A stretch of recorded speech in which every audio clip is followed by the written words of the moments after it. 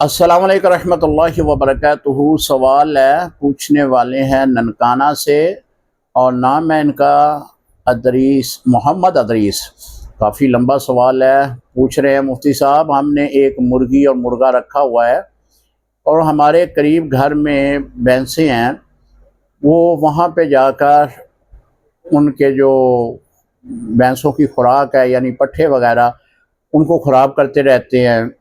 انہوں نے کئی بار ہمیں اس بات پہ اظہار افسوس بھی کیا ہے۔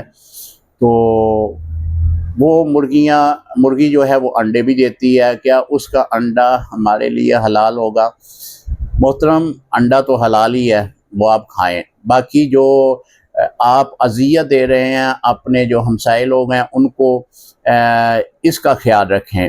یہ حقوق العباد کا معاملہ ہے۔ اگر آپ نے مرغا مرغی رکھے ہوئے ہیں تو ان کو اپنے گھر کی حدود میں ہی رکھیں۔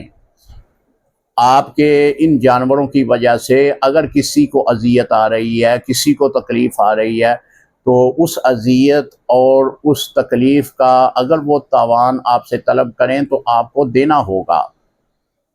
اگر ایسا نہیں ہے تو آپ اس پریشانی پہ ندامت ان کے سامنے کریں، ان کو کہیں کہ میرے جانوروں کی وجہ سے آپ کو پریشانی ہے، اب آپ کے پاس یہ جانور نہیں آئیں گے، ہم اس کو پنجرے میں بند کرتے ہیں۔ ان کو یقین دہانی کروائیں، کیونکہ ہمسایہ لوگ جو ہوتے ہیں ان کے بہت بڑے حقوق ہیں۔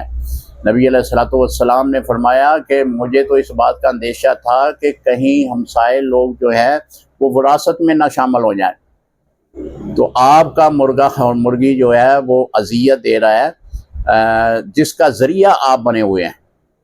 تو آپ یا تو ان کو بیچ دیں، اگر آپ کو شوق ہے تو بس اپنے گھر کی جو حدود ہے اس میں رکھیں، تاکہ کسی کو اس کے متعلق کوئی اذیت نہ پہنچے۔ امید ہے مسئلہ سمجھ آ چکا ہوگا۔